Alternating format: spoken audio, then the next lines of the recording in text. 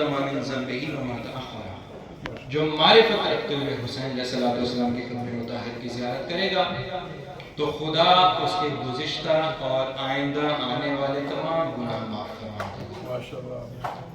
گزشتہ اور آئندہ آنے والے تمام گناہ معاف فرما دے گا۔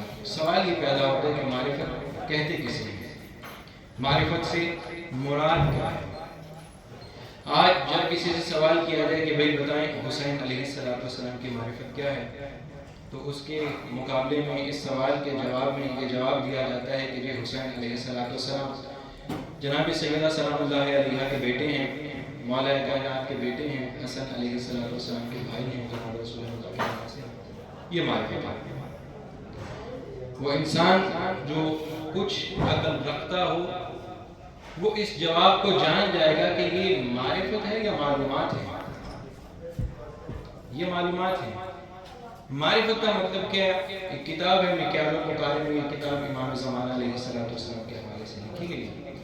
اس کتاب کی ابتدا میں معرفت کا جواب ہے وہ بتایا گیا کہ معرفت سے مراد ہے کہ اتباع کرنا، محمد و آل محمد کی اتباع کرنا۔ جو معلومات آپ کے پاس ہوں ان معلومات کو ذہن میں رکھتے ہوئے محمد و آل محمد کی اتباع کرنا، یہ معرفت ہے۔ لہذا معلومات الگ ہیں، معرفت الگ ہے۔ اسی لیے قرآن مجید میں ہم سے یہ چیز پروردگار کی طرف سے مانگی گئی ہے، ہمیں یہ حکم دیا گیا ہے کہ جو جناب رسول خدا صلی اللہ علیہ وسلم کی شان میں آیت نازل ہوئی ہے کہ قل ان کنتم تحبون اللہ فاتبعونی، اے میرے حبیب ان لوگوں سے کہہ دو کہ اگر تحبون اللہ، اگر تم خدا سے محبت کرتے ہو تو میری اتباع کرو۔ یعنی آج کے زمانے میں جو لوگ جناب رسول خدا سے محبت کا دعویٰ کرتے ہیں تو خدا فرما رہے کہ اے میرے حبیب ان سے کہہ دے کہ تجھ سے محبت کا دعویٰ نہ کریں، محبت مجھ سے کریں، پہلے خدا کی ذات ہے۔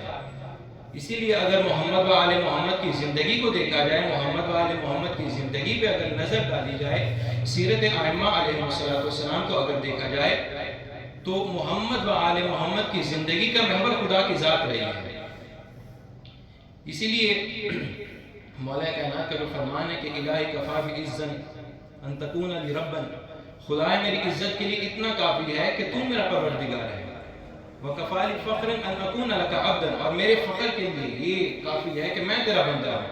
اس کا مطلب کہ فخر و مباحات ان چیزوں پہ نہیں کی جاتی کہ ہمارے پاس مال زیادہ ہے، ہمارے پاس دولت زیادہ ہے، ہمارے پاس بڑی بڑی گاڑیاں ہیں، نہیں۔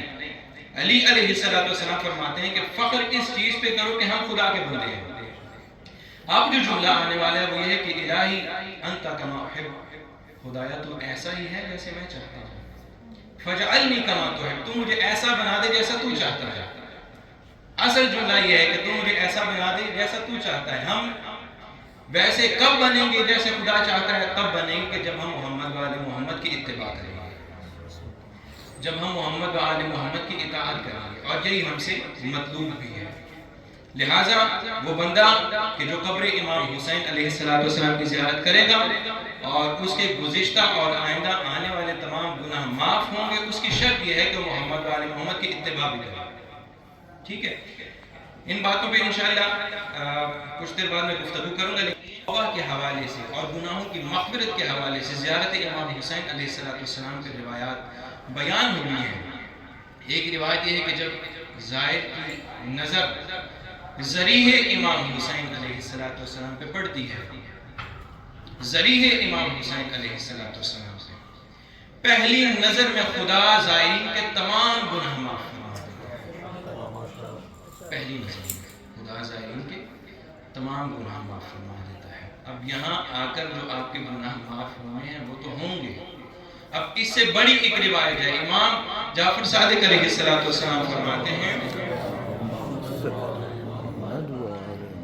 مولا فرماتے ہیں کہ جب زائر گھر سے امام حسین علیہ السلام کی زیارت کی نیت سے پہلا قدم اٹھاتا ہے، یہاں پر آ کے آپ کے گناہ معاف ہوں گے، یہ اس سے بڑی روایت ہے کہ جب زائر زیارت امام حسین علیہ السلام کی نیت سے گھر سے پہلا قدم اٹھاتا ہے، اس کا پہلا قدم اٹھاتے ہی خدا اس کے تمام گناہ معاف فرما دیتا ہے۔ یہ ایک فضیلت ہے زائر کی اور زیارت امام حسین علیہ السلام کی پہلا قدم اٹھاتے ہی آپ کے تمام گناہ معاف ہو جاتے ہیں۔ اس کا مطلب جب تمام گناہ معاف ہو گئے تو انسان یوں ہوا کہ جیسے وہ اب دنیا میں آیا ہے۔ جب آپ کے گناہ معاف ہو جاتے ہیں تو پھر کوشش کیا کریں کہ آپ سے گناہ سرزد نہ ہو۔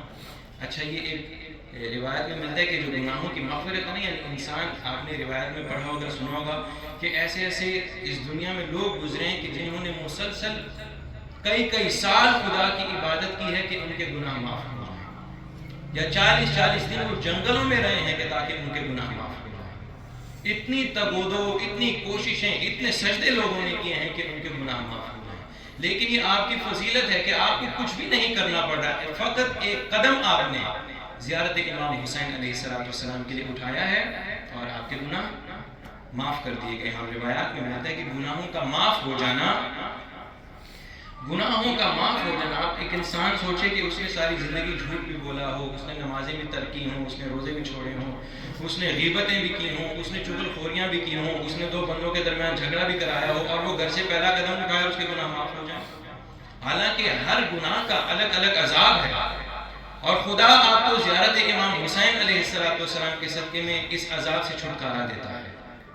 تو روایات میں ملتا ہے کہ گناہوں کا معاف ہو جانا زیارت امام حسین علیہ السلام کی کم از کم فضیلت ہے، یعنی زائر کو کم از کم اجر یہ ملتا ہے کہ اس کے گناہ معاف کر دیے جاتے ہیں۔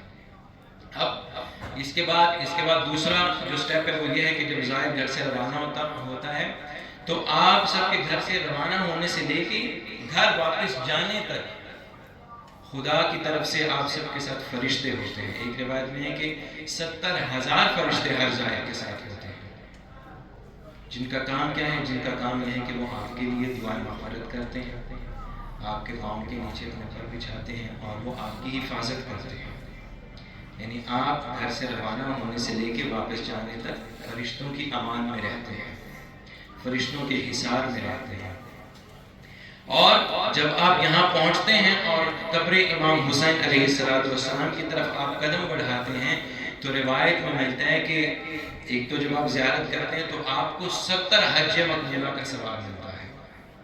جب آپ زیارت کرتے ہیں تو 70 حج مقبولہ کا ثواب ملتا ہے، مگر اس سے پہلے جب آپ زیارت کے لیے روانہ ہوتے ہیں تو ہر قدم پہ حج مقبولہ اور عمرہ مقبولہ کا ثواب ملتا ہے۔ تو معصوم سے سوال کیا گیا، مولا یہ کیسے کہ ہر قدم پہ عمرہ مقبولہ، حج مقبولہ کا ثواب؟ تو مولا نے فرمایا کہ جب زائر قدم رکھتا ہے تو حج مقبولہ کا ثواب ملتا ہے، اور جب قدم اٹھاتا ہے تو عمرہ مقبولہ کا ثواب ملتا ہے۔ صلوات پڑھیں محمد۔ اب کچھ فضیلتیں ایسی ہیں کہ جو اللہ نے بیت اللہ کو بھی عطا کی ہیں، خانہ کعبہ کو بھی فضیلتیں ملی ہیں، اور وہی فضیلتیں زیارت امام حسین علیہ السلام کو بھی ملی ہیں۔ وہ کون سی فضیلتیں ہیں؟ ملی ہیں کہ جب حاجی حج کرنے جاتا ہے اور ان کی نظر جب بیت اللہ پہ پڑتی ہے تو بیت اللہ پہ نظر پڑتے ہیں جو آپ پہلی 3 دعائیں مانگیں گے وہ 3 دعائیں آپ کی قبول ہوں گی۔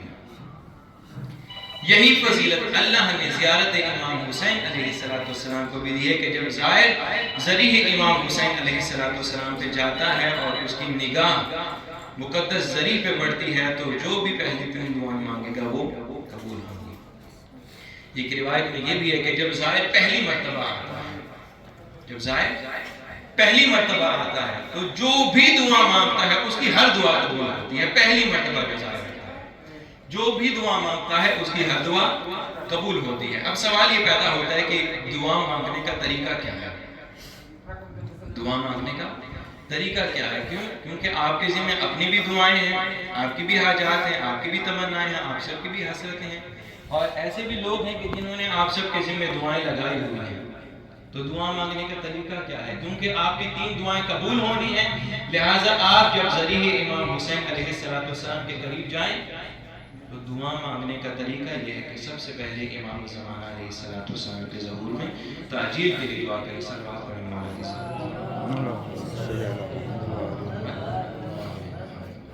سب سے پہلے امام زمانہ علیہ السلام کہ ظہور میں تاجیل کے لیے دعا کریں. یہ نہ گھبرائیے کہ میں پہلے اپنے امام کے لیے دعا کر لوں تو ہو سکتا ہے میری دعا رک جائے. نہیں، آپ کی بھی دعائیں قبول ہوں گی. 3 دعائیں قبول ہونی ہیں بہر صورت، بہر حال آپ کی 3 دعائیں قبول ہوں گی. لہٰذا سب سے پہلی دعا امام زمانہ علیہ السلام کے ظہور میں تاجیل کے لیے دعا کریں. اس کی وجہ کیا ہے؟ اس کی وجہ یہ ہے، سب سے پہلی وجہ ہے کہ ہر مومن پہ فرض ہے کہ وہ اپنے زمانے کے امام کی معرفت رکھے اور امام کے ظہور میں تاجیل کے لیے دعا کرے. اور اس سے بڑی وجہ یہ ہے کہ امام زمانہ علیہ السلام خود فرماتے ہیں کہ مجھے میرے دادا حسین کے تنبے کے نیچے یاد کیا گیا. مجھے میرے دادا حسین کے تنبے کے نیچے یاد کیا کرو. آپ اسی سے اندازہ لگا لیں کہ کتنا مقدس مقام ہے کہ امام نے آپ کو نہیں کہا کہ مجھے کسی مسجد میں یاد کریں، مجھے کسی گھر میں یاد کریں، مجھے کسی راستے میں یاد کریں. مولا فرماتے ہیں کہ مجھے میرے دادا حسین کے گنبد کے نیچے یاد کیا کرو. اور امام کا ہم سے یہ طلب کرنا کہ مجھے یاد کیا کرو، اس بات کی دلیل ہے کہ ہم اپنے امام کو بھول چکے ہیں.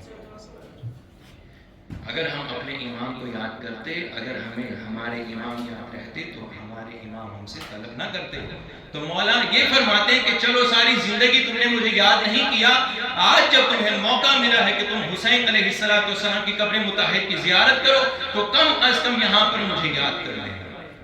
تو پہلی دعا امام زمانہ علیہ السلام کے ظہور میں تاجیل کے لیے کریں گے. دوسری دعا یہ مانگیں گے، خدایا یہاں پر جتنے بھی زائرین آئے ہیں یا قیامت کے دن تک آئیں گے یا جتنے بھی مومنین اور مومنات جہاں جہاں آباد ہیں، اس حسین کے صدقے میں ان سب کی دعائیں مستجاب فرمائیں.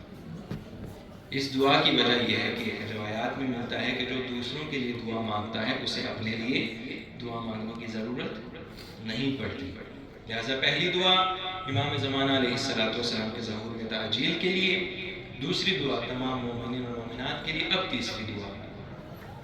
تیسری دعا یہ ہے کہ خدایا میں جب بھی دعا مانگوں، جو بھی دعا مانگوں، جہاں سے بھی دعا مانگوں، جیسی بھی دعا مانگوں، اس حسین کے صدقے میں میری ہر دعا مستجاب فرمائے. اب اس سے بڑی کوئی دعا نہیں ہو سکتی. جب آپ یہ دعا مانگ لیں گے، آپ کی 3 دعائیں بھی قبول ہونی ہیں، تو پھر آپ جہاں سے بھی دعا مانگیں گے آپ کی دعا مستجاب ہوگی. سوال کریں محمد والے کے ساتھ. یہ ایک چیز دعا کا طریقہ ہے. اب ایک فضیلت ایسی ہے کہ جو اللہ نے زیارت امام حسین علیہ السلام کو بیت اللہ پہ بھی زیادہ دی ہے. وہ کون سی فضیلت ہے؟ وہ فضیلت کہ جو حاجی ہوتا ہے، حج کرنے والا ہوتا ہے، جب تک وہ مستطیع نہ ہو، جب تک وہ صاحب ثروت نہ ہو، وہ حج کرنے نہیں جا سکتا. یعنی مقروض بندہ حج نہیں کر سکتا. صاحب استطاعت ہونے کا مطلب یہ ہے کہ جب حاجی حج کرنے جائے تو اس کے پاس آنے جانے کے لیے بھی اتنی رقم ہو کہ وہ راستے میں کسی کا محتاج نہ ہو، اور جتنا عرصہ وہ حج کرنے جائے، جتنا عرصہ وہ سفر میں رہے، اس کے گھر والے بھی کسی کے محتاج نہ ہو، اور وہ مقروض بھی نہ ہو. یہ ہوتا ہے صاحب استطاعت ہونا، مستطیع ہونا. جو مقروض ہے وہ حج کرنے نہیں جا سکتا. کیوں؟ قرآن مجید میں حج کی شرط یہ ہے کہ جو مستطیع ہو وہ حج کرے گا.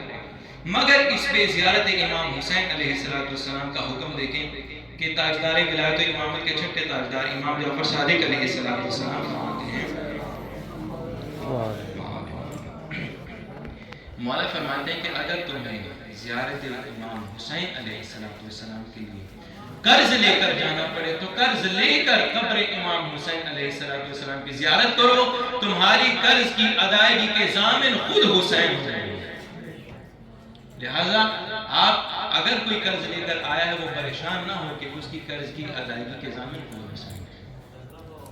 اور اس سے بڑی ایک فضیلت، ایک اجر یہ ہے کہ جو خرچ اخراجات آپ کر کے یہاں تک آئے ہیں اور جتنا عرصہ آپ یہاں رہیں گے، روایات میں ملتا ہے کہ 1 درہم کے بدلے میں آپ کو 10 درہم ملیں گے جو آپ نے زیارت امام حسین علیہ السلام پہ خرچ کیا ہے. 1 درہم کے بدلے میں 10 درہم ملیں گے. دوسری روایت میں ملتا ہے کہ نہیں، 10 درہم نہیں، 1 درہم کے بدلے میں 1000 درہم ملیں گے. لہٰذا جو بھی آپ پیمنٹ خرچ کر چکے ہیں اس کا مقابلہ آپ درہم سے کرتے جائیے گا، اور انشاءاللہ اس کے 1000 گنا والا آپ کو عطا فرمائے گا. اچھا، یہ بات یہاں تک ہوئی فضیلت دعا اور جو آپ خرچ اخراجات کر چکے ہیں. اب جب آپ امام حسین علیہ السلام کی قبر مطہر کی زیارت کو جائیں اور زیارت کریں، ذریح مبارک کے قریب جائیں، کوشش کریں کہ کسی کو دھکا نہ دیں، آپ سے کسی کو تکلیف نہ ملے، کیونکہ آپ نہیں جانتے یہاں پہ کس شکل میں کون موجود ہے۔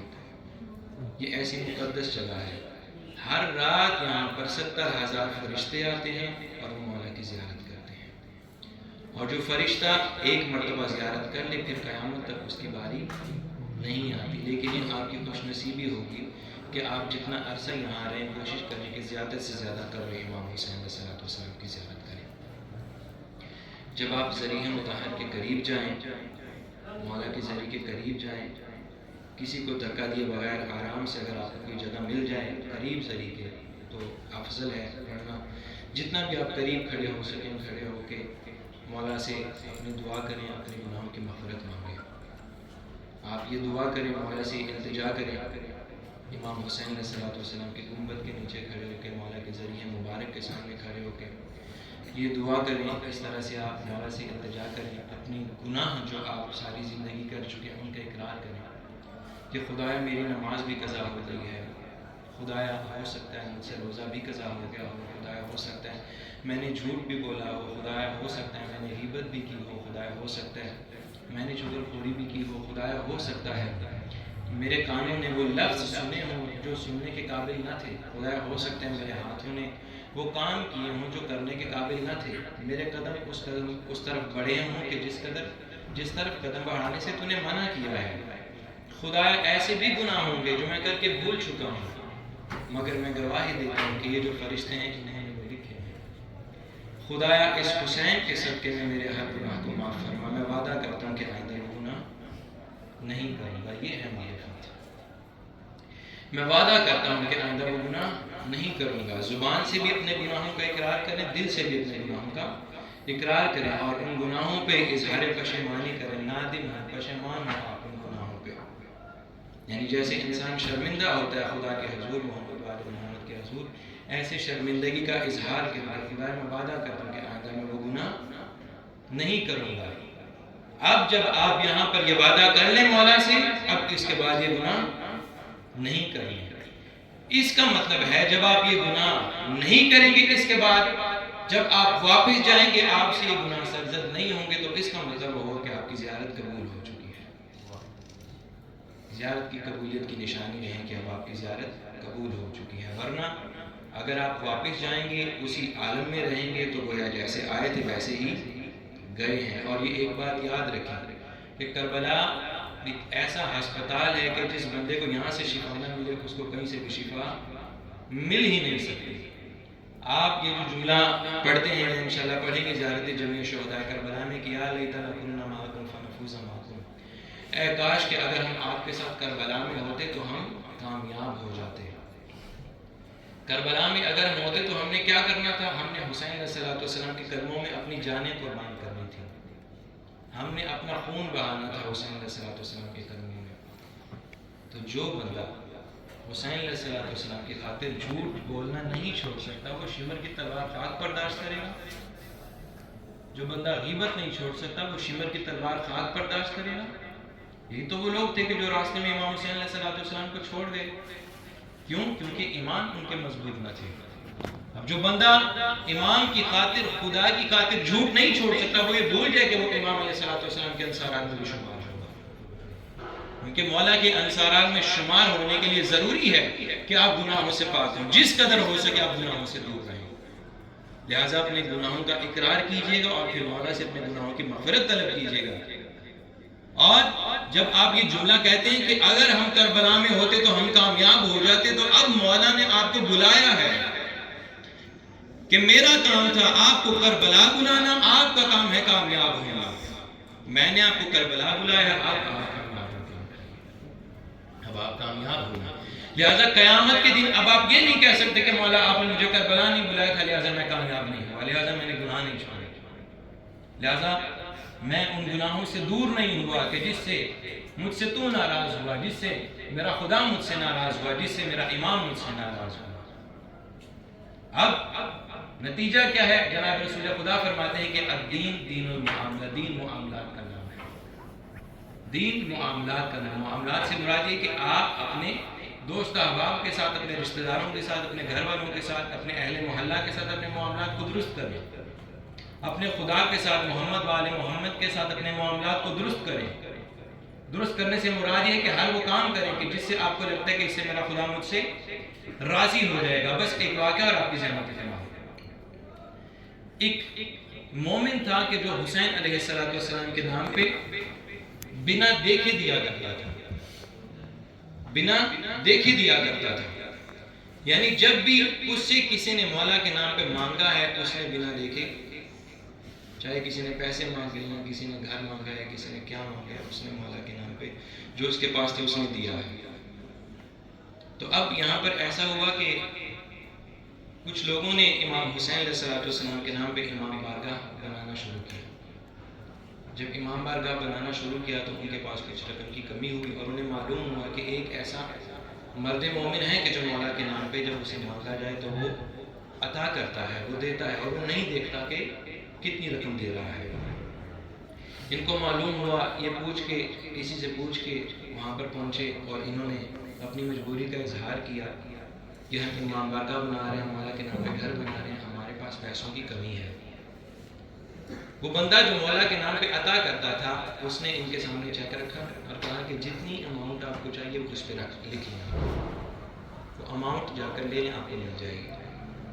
اب انہوں نے آپس میں مشورہ کیا کہ اگر ہم کم رقم لکھتے ہیں تو ہماری حاجت پوری نہیں ہوتی، اور اگر ہم زیادہ لکھتے ہیں کہ جتنی ہمیں حاجت ہے تو یہ کہے گا کہ میں نے تم کو برکہ دیا ہے، چیک دیا، اور تم نے اتنی زیادہ اماؤنٹ لکھ دی ہے۔ لیکن پھر بھی انہوں نے مشورہ کیا کہ کیونکہ ہمیں ضرورت ہے تو ہم بار بار کس کے پاس جائیں گے، لہٰذا جتنی اماؤنٹ ہمیں چاہیے ہم وہ لکھ دیتے ہیں۔ جو اماؤنٹ انہیں ضرورت تھی انہوں نے اس چیک پہ وہ اماؤنٹ لکھی، اور جو بندہ ڈونر تھا اس کے سامنے انہوں نے وہ اماؤنٹ وہ برکہ رکھ دیا، اس نے دیکھے بغیر اس پہ سائن کر دیا۔ تو انہوں نے پوچھا کہ آپ نے دیکھا نہیں کہ ہم نے کتنی رقم لکھی ہے؟ انہوں نے جواب دیا کہ جتنی رقم تم نے چاہیے تھی تم نے لکھ لی۔ انہوں نے کہا کہ جی۔ تو انہوں نے جواب دیا کہ یہ لے جاؤ، یہ میرا اور میرے مولا حسین کا معاملہ ہے، یہ میرا اور میرے مولا کا معاملہ ہے، لہذا محمد والے محمد کے ساتھ اپنے معاملات کو درست کریں۔ اب یہ لوگ کہ جنہوں نے رقم لی، جنہوں نے پیسے دیے اور وہ چلے گئے، کچھ دن بعد انہوں نے خواب میں دیکھا کہ جس نے پیسے دیے تھے، اب یہ خواب میں دیکھ رہے ہیں کہ جس نے پیسے دیے تھے وہ اس دنیا سے چلا گیا ہے، اور قبر میں اس کی پہلی رات ہے، اور فرشتے اس کا حساب کر رہے ہیں، کیونکہ قبر کی پہلی رات بہت سنگین رات ہوتی ہے۔ تو فرشتے جب اس کا حساب کرنے آئے اور اس کے اعمال اس کو بتانا شروع کیے، اس کو گنوانا شروع کیے اس کے اعمال، تو یہ فرماتے ہیں کہ ہم نے خواب میں دیکھا کہ اتنی دیر میں اس کی قبر میں ایک نور روشن ہوا، وہ نور حسین علیہ السلام۔ صلوات پڑھو محمد وعلی محمد کے ساتھ۔ وہ نور حسین علیہ السلام تھا۔ جب امام حسین علیہ السلام اس اپنے خادم کی قبر میں حاضر ہوئے ہیں، مولا اس کی قبر میں آئے ہیں، تو مولا نے، ان فرشتوں نے اس بندے کا جو نامہ اعمال تھا وہ مولا کے حضور پیش کیا کہ مولا یہ اس کا نامہ اعمال ہے، یہ اس کے گناہ ہیں۔ اب جیسے یہ بندہ مولا کے نام پہ دیکھے بغیر دیکھتا تھا، مولا نے بھی اس کے نامہ اعمال دیکھے بغیر اس کے نامہ اعمال پہ ہاتھ پھیر دیا۔ فرشتوں نے عرض کی کہ مولا یہ کیا ہے، اس کے یہ گناہ ہیں ساری، یہ لسٹ ہے اس کی، اتنا یہ گناہ گار ہے، اس نے اتنے گناہ کیے ہیں۔ تو مولا نے جو جملہ اس بندے نے عرض کیا تھا، اس بندے نے جو جملہ کرے کہ میرا اور میرے مولا حسین کا معاملہ ہے، مولا نے بھی وہی جملہ کہا کہ یہ میرا اور اس کا معاملہ ہے، لہذا مولا نے اس کے تمام گناہ معاف فرما دیے۔ اور یہی وجہ ہے کہ جب آپ زیارت کو آتے ہیں تو مولا آپ کے بھی تمام گناہ معاف فرما دیتے ہیں، کیونکہ اب یہ آپ کا اور آپ کے مولا حسین کا معاملہ ہے۔ لہذا زیارت ایسے کریں کہ جب آپ یہاں سے واپس جائیں، آپ جس طرح تھے اب آپ اس طرح نہ رہیں۔ پہلے آپ جھوٹ بولتے تھے، پہلے آپ سے نماز میں تاخیر ہو جاتی تھی، انشاءاللہ نہیں ہوتی ہوگی، لیکن کیونکہ جملہ تمہیدی جملے ہیں تو پہلے آپ جھوٹ بولتے تھے، نماز میں تاخیر ہوتی ہوگی، غیبت کرتے ہوں گے، دیگر جو گناہ انسان سے سرزد ہوئے ہوتے ہیں، ہر انسان اپنے نفس سے واقف ہوتا ہے۔ اب جب آپ واپس جائیں تو وہ گناہ آپ سے سرزد نہ ہوں، اور اب آپ سے سوال کیا جائے کہ کون ہے کہ جس نے تمہیں تبدیل کیا ہے؟ جب تم یہاں سے جا رہے تھے تم ایسے نہیں تھے، اب جب تم آئے ہو وہاں سے تبدیل ہو کے آئے ہو، کون ہستی ہے کہ جس نے تمہیں تبدیل کیا ہے؟ تو جواب دیں کہ جس حسین نے جناب حر کو تبدیل کیا تھا اس حسین نے مجھے تبدیل کیا۔ یہاں سے تبدیل ہو کے جائیں، اپنے گناہوں کا اقرار کرنے والا سے، اور ایسے ہو کے جائیں کہ آپ کو یقین ہو کہ اب آپ کی زیارت قبول ہو چکی ہے۔ صلوات پڑھیں محمد وعلی محمد۔ یہ تھا زیارت کے حوالے سے کہ زیارت کی فضیلت کیا ہے۔ یہ جو زیارت کی فضیلت میں نے آپ کو بتائی ہے کم از کم فضیلت ہے، ورنہ زیادہ سے زیادہ بہت ساری فضیلتیں ہیں امام حسین علیہ السلام کی زیارت کی۔ لہٰذا آپ دعاؤں کا ذہن میں رکھیے گا، جو 3 دعائیں مانگنی ہیں سب سے پہلے یہی دعائیں مانگیے گا، اور ایک روایت کہ گنبد امام حسین علیہ السلام کے نیچے، یعنی زری کے ارد گرد گنبد امام حسین علیہ السلام کے نیچے کوئی بھی دعا رد نہیں ہوتی، یعنی 3 دعائیں الگ ہیں، اور گنبد امام حسین علیہ السلام کے نیچے ہر دعا قبول ہوتی ہے، ہر دعا قبول ہوتی ہے، کوئی بھی دعا رد نہیں ہوگی۔ لہٰذا مولا سے گاڑیاں وغیرہ تو آپ کو ملتی رہیں گی انشاءاللہ، یا مولا سے نہ مانگیے گا، مولا سے مولا کی رضا مانگیے گا، مولا سے خدا کی رضا مانگیے گا۔ آپ زری کے قریب جائیں تو کہیں کہ اے خدایا تجھے اس حسین کے سینے پہ معصوم علی اصغر کا واسطہ میرے گناہوں کو معاف فرما۔ خدایا میں تیرا شکر گزار ہوں کہ تو نے مجھ جیسے گناہ گار کو اپنے آقا اپنے حسین کی زیارت کا شرف دیا ہے۔ خدایا میں تیرا شکر گزار ہوں کہ میں اس قابل نہ تھا کہ میں حسین کی زیارت کو آتا۔ ہزاروں لاکھوں کروڑوں لوگ ایسے ہیں کہ جو آج حسین علیہ السلام کی زیارت کو تڑپتے ہیں، مگر یہ مولا نے آپ کو شرف عطا کیا ہے، اس سے مستفید ہوئیے گا۔ اب آپ جب قبر امام حسین علیہ السلام کے قریب جائیں تو میں آپ کو حرم مطہر کا ایک نقشہ سمجھا دیتا ہوں، اس نقشے کو ذہن میں رکھیے گا اور اس کے مطابق آپ زیارت کیجیے گا۔ جب آپ قبر امام حسین علیہ السلام کے قریب جائیں تو مرد حضرات جب قبر امام حسین علیہ السلام کی زیارت کریں گے، زری کا نقشہ یہ ہے، چاہے وہ مردوں کی طرف سے ہو یا خواتین کی طرف سے ہو، جیسے یہ یہاں پر رکھا ہوا ہے اسی طرح زری کا نقشہ ہے، اس کے یہاں پر ایک چھوٹی قبر بنی ہے، یعنی ایک اینگل اس طرح کا بنا ہے، ایک چھوٹی قبر بنی ہے چوکور زری کے ساتھ ہی ہے، یعنی ایک ہی زری کے اندر ایک چھوٹی قبر بنی ہے۔ تو جو بڑی زری ہے وہ قبر امام حسین علیہ السلام ہے، اور اس کے ساتھ ہی اسی زری کے اندر جو ایک نقشہ بنا ہے، ایک چھوٹی قبر بنی ہے، یہ قبر شہزادہ علی اکبر ہے۔ امام حسین علیہ السلام کی بام والی سائڈ پہ قبر شہزادہ علی اکبر ہے، اور اسی ایک زری میں 3 قبریں ہیں، یعنی 3 ہستیاں ہیں اسی ایک زری میں، ایک شہزادہ علی اکبر، ایک امام حسین علیہ السلام اور ایک شہزادہ علی اصغر۔ شہزادہ علی اصغر جو کہ امام حسین علیہ السلام کے سینہ اقدس پہ دفن ہے۔ پھر اس کے بعد مردوں والی سائڈ سے دائیں سائڈ پہ گنج شہداء ہے۔ گنج شہداء وہ مقام ہے کہ جہاں پر امام سجاد علیہ السلام نے، اب اندازہ لگائیں کہ 70 یا 68 یا 65 لاشوں کو ایک ہی جگہ پر دفن کرنا، تو ان لاشوں کی حالت کیا ہوتی ہوگی کہ مولا نے ان لاشوں کو کس اذیت سے دفن کیا۔ تو گنج شہداء وہ مقام ہے کہ جہاں پہ تمام شہداء دفن ہیں۔ یہ ہے مردوں والی سائڈ سے دائیں سائڈ پہ، اور لیڈیز سائڈ سے لیفٹ سائڈ پہ۔ پھر امام حسین علیہ السلام کے ذریعے اقدس کی لیفٹ سائڈ پہ یعنی رائٹ سائڈ پہ گنج شہداء ہے، اور بائیں سائڈ پہ حبیب ابن مظاہر کی قبر ہے۔ حبیب ابن مظاہر وہ ہستی ہیں کہ جو حسین علیہ السلام کے بچپن کے دوست تھے، اور وہ خط جب انہیں موصول ہوا کہ جس پہ لکھا تھا کہ انا للہ و انا الیہ راجعون، وہ حسین کے جو فرشتوں کے بھی امام ہوں، وہ حسین کے جو جن و انس کے بھی امام ہوں، وہ وقت آ گیا تھا کربلا میں کہ مولا نے یہ صدا بلند کی کہ حل من ناصر ینصرنا، کیا کوئی ہے جو مجھ غریب کی مدد ہوگا۔ اس حبیب بن مظاہر کی قبر مطہر ہے، انشاءاللہ اس کی زیارت کیجیے گا۔ پھر حبیب بن مظاہر کی قبر مبارک کے بالکل سامنے ابراہیم مجاب ہے۔ ابراہیم مجاب یہ امام موسیٰ کاظم علیہ السلام کے پوتے تھے۔ یہ حرم مطہر میں مجاوری کا کام کیا کرتے تھے، یعنی امام حسین علیہ السلام کے حرم کی صاف صفائی کا یہ خیال رکھا کرتے تھے۔ تو یہ عباسی خلفاء کے دور میں ایک وقت ایسا آیا تھا کہ ایک ظالم حکمران تھا، اسے جب پتہ چلا کہ یہ امام کاظم کے پوتے ہیں، تو ان کو قید کرنا چاہا، یہ ان سے مخفی ہوئے اور اس ظالم حکمران نے ان کے گھر والوں کو قید کیا اور ان پہ ظلم و ستم ڈھائے۔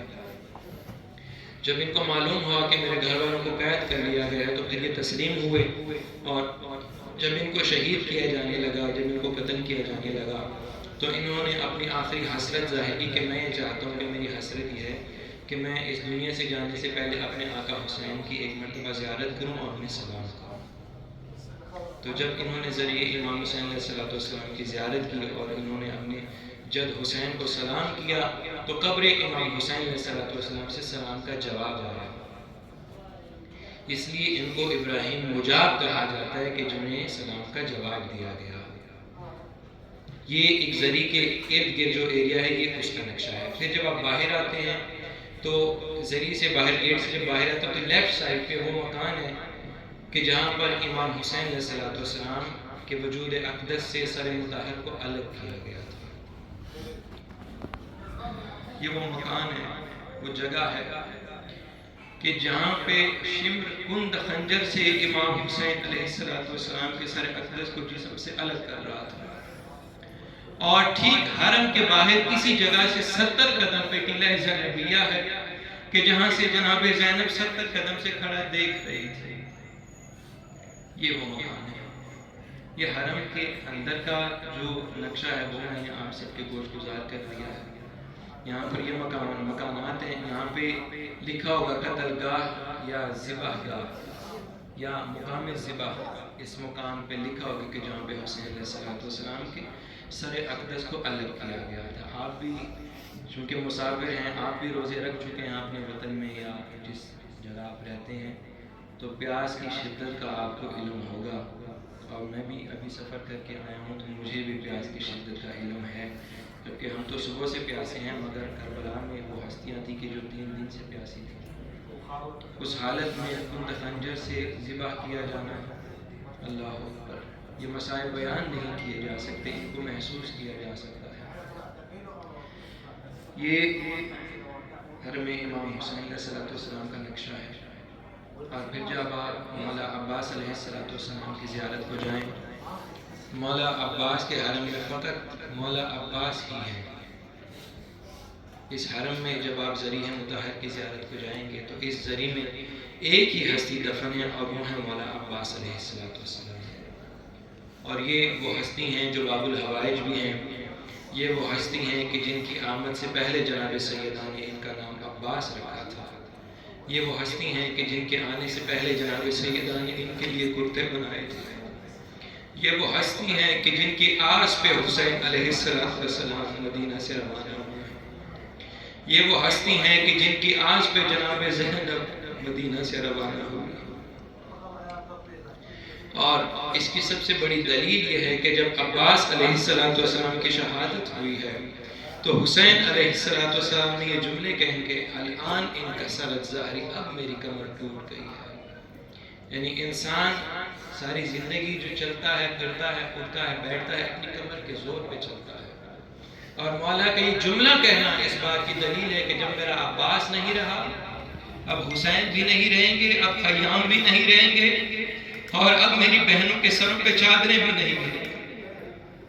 لہٰذا وہ عباس کہ جب آپ ان کی ذریعہ مطہر کی زیارت کو جائیں، مولا عباس کی ذریعے پہ بھی اسی طرح سے دعا کریں، اپنے گناہوں کی مغفرت کریں، اور مولا عباس باب الحوائج ہیں تو ان سے دعا کریں، ان سے کہیں کہ اے عباس، آپ کو جناب زینب کا واسطہ، آپ کو آپ کے بھائی حسین کا واسطہ، میری حاجات کو منظور و مقبول فرما، میری دعاؤں کو قبول فرما۔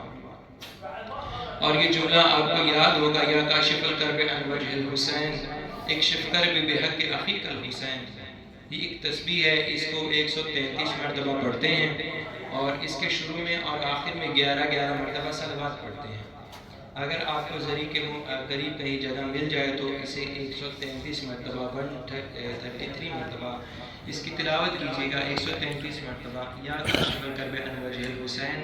اگر کوئی عربی میں نہیں پڑھ سکتا تو اس کا ترجمہ یہ ہے، یا کاشف الکرب عن وجہ الحسین، اے اپنے بھائی حسین کے چہرے سے پریشانی دور کرنے والے عباس، ایک شفقر بھی بے حق عقیق الحسین، اپنے بھائی حسین کے صدقے میں میری مشکلات کو آسان فرما۔